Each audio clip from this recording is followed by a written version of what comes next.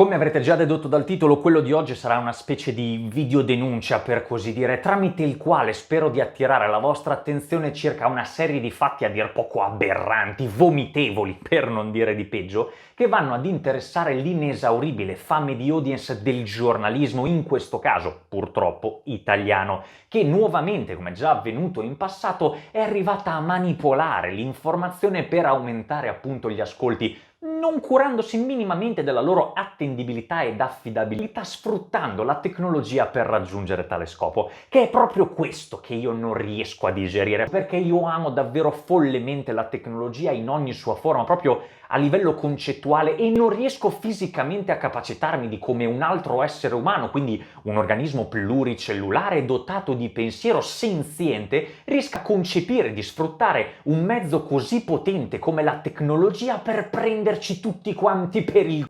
Ma prima di cominciare, come sempre, se non l'avete ancora fatto, vi invito a seguirci su tutte le nostre pagine social e ad iscrivervi al canale per supportarlo attivamente. Per voi è un singolo ed unico click, ma per noi significa davvero moltissimo. Ed altrettanto ricordatevi anche di attivare la campanellina delle notifiche per rimanere sempre aggiornati sulle ultime pubblicazioni.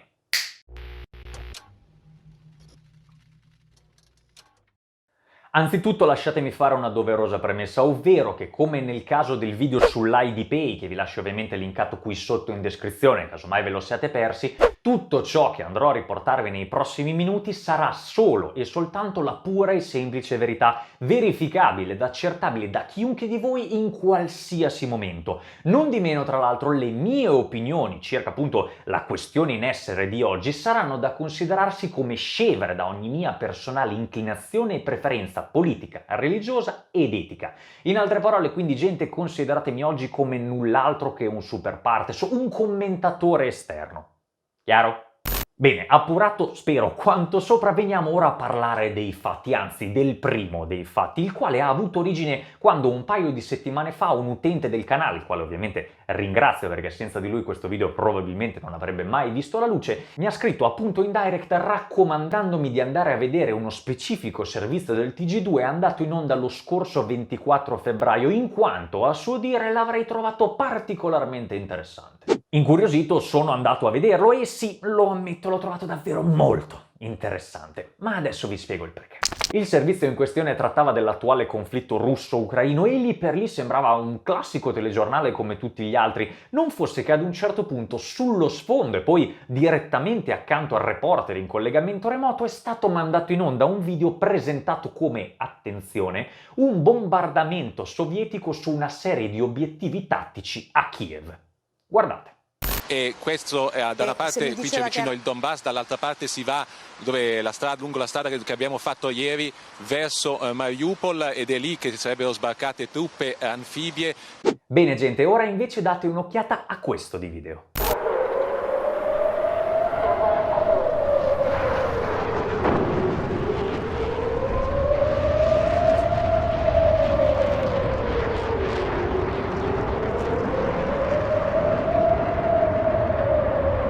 Sì, esatto, si tratta dello stesso identico video e no, non ho hackerato alcun tipo di banca dati per appropriarmi illegalmente di questo contenuto multimediale perché non ce ne sarebbe stato il minimo bisogno. Infatti le sedicenti riprese di questo bombardamento aereo su Kiev altro non sono che una sequenza animata tratta dal celeberrimo videogioco free-to-play War Thunder, intitolata The Iron Dome, dato verificabile in meno di mezzo secondo attraverso qualsiasi piattaforma, YouTube compreso. Sorvolando sulla questione base, direi allucinante che nel video si parla di una pioggia di missili, però forse facente riferimento a un mondo in cui la forza di gravità funziona al contrario, visto che è palese come i missili del video stiano decollando invece di schiantarsi al suolo. Vogliamo parlarne? Cioè, qui si tratta di una delle redazioni più autorevoli del panorama giornalistico italiano, non di orsetti gommosi, e piccola parentesi, in merito alla diretta o registrazione che dir si voglia del servizio in questione, non è più reperibile già da diversi giorni sul sito di RaiPlay, in quanto, credo forse a seguito dell'enorme shitstorm che le è piovuta addosso, la Rai ha provveduto a rimuoverla celermente da ogni suo dominio. Peccato però che il video sia ora virale sul web e quindi reperibilissimo.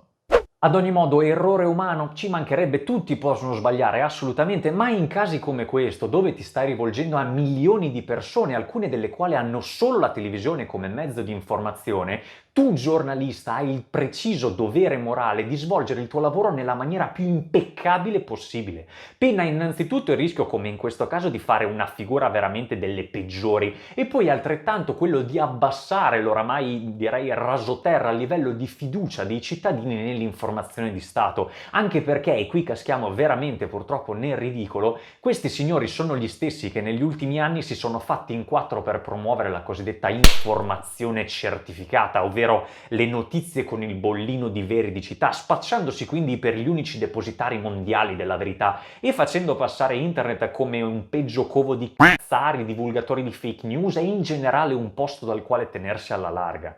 Beh, signori miei, come ci avete gentilmente dimostrato anche in questa ennesima occasione, non soltanto online esiste l'informazione spazzatura, perché sì, attenzione, anche online esiste l'informazione spazzatura, qui lo dico e qui lo confermo, ci mancherebbe altro, su internet è pieno di siti che la sparano grossa sui peggio argomenti, ma non sono tutte minchiate, esattamente come poi anche il giornalismo non è tutto quanto spazzatura. Ma una parte sì. E attenzione, anche in questo caso non è che ho specificato a caso anche in questa ennesima occasione, perché già in passato più di una volta sono avvenuti altrettanti errori, per così definirli, analoghi a questo da parte di altre emittenti televisive italiane e non solo. Uno fra i tanti interessa il Sole 24 Ore, altro celeberrimo nome del panorama giornalistico italiano, il quale il medesimo giorno, sempre il 24 febbraio, che ci sia stata una qualche congiunzione astrale? Chissà, ha mandato in onda uno scioccante video amatoriale di alcuni aerei sovietici che sorvolavano Kiev, il quale però, nella realtà, altro non era che la ripresa amatoriale, sì, ma delle prove tecniche della parata della vittoria, andata in scena il 4 maggio 2020 a Mosca. Scena anche qui reperibilissima sul web, ma non sul sito del Sole 24 Ore, il quale però, quantomeno, e qui bisogna dargli il merito della cosa, dopo aver cancellato appunto la diretta, ha provveduto a scusarsi sulle proprie pagine social, quantomeno. Passiamo poi alla 7, la quale in ben due occasioni ha confuso dapprima un videogame e poi un film per fatti reali, mandandoli anche in onda. Il primo di questi casi va ad interessare la trasmissione Atlantide, in onda appunto sulla 7, all'interno della quale il conduttore, Andrea Purgatori, ha mandato in onda un estratto del videogame Gunship Simulator, spacciandola per un esclusivo filmato dell'assassino del generale Soleimani, commentando, e non scherzo se andate a vedere la ripresa sul web è testuale, che somiglia molto a un videogioco, ma non è un videogioco. Il secondo caso interessa invece il caro Mentana, il quale durante un'edizione del TG della 7 riguardante l'assalto al congresso americano che ci fu un paio d'anni fa, comunque ricorderete credo tutti quanti, ha mandato in onda uno spezzone del film Project X nel quale si vede un personaggio armato di lanciafiamme sparare contro una serie di automobili parcheggiate. Tuttavia, almeno in questo caso, visibilmente basito per le immagini alle quali stava assistendo, Mentana ha avuto la cura di specificare che si trattava di immagini da verificare, le quali si sono poi rivelate essere appunto tutt'altro che la verità. E per fortuna, dico anche. A seguire, per par condicio, citiamo anche qualche esempio straniero, come il caso del canale televisivo Russia Today che nel lontano 2014 utilizzò un'immagine tratta dall'ennesimo videogame, ovvero Metal Gear Solid The Phantom Pain, in un servizio sui bambini soldato, durante un'intervista con un vero ex bambino soldato, ovvero il rapper Immanuel Jal. E ancora un telegiornale danese che nel 2013 ha mandato in onda alle spalle della conduttrice un'immagine di Damasco tratta dal videogame di Assassin's Creed durante un servizio riguardante la guerra in Siria, spacciando quindi la capitale siriana del, credo, XII secolo, se non vado errato, per quella allora attuale. E per terminare con la proverbiale ciliegina sulla torta parliamo della BBC News, la quale nel lontano 2012, sempre nel merito di un servizio sulla guerra in Siria, anche qui congiunzione astrale, ha mandato in onda il logo dello United Nations Space Command, logo tratto dal celeberrimo titolo in esclusiva Microsoft Halo, al posto di quello ben più realistico e direi anche calzante dell'ONU.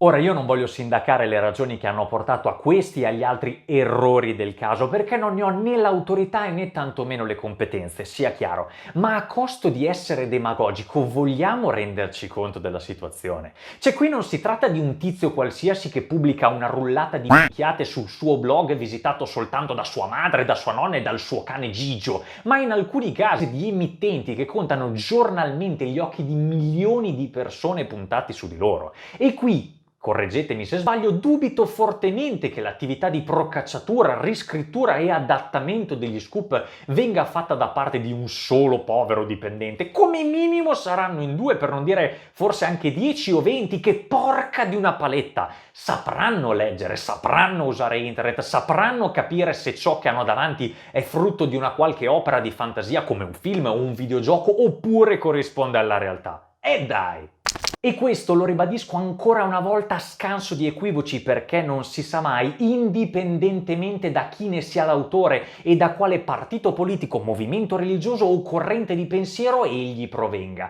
Perché ricordate che nella vita contano solo e soltanto i fatti. Le chiacchiere stanno a zero.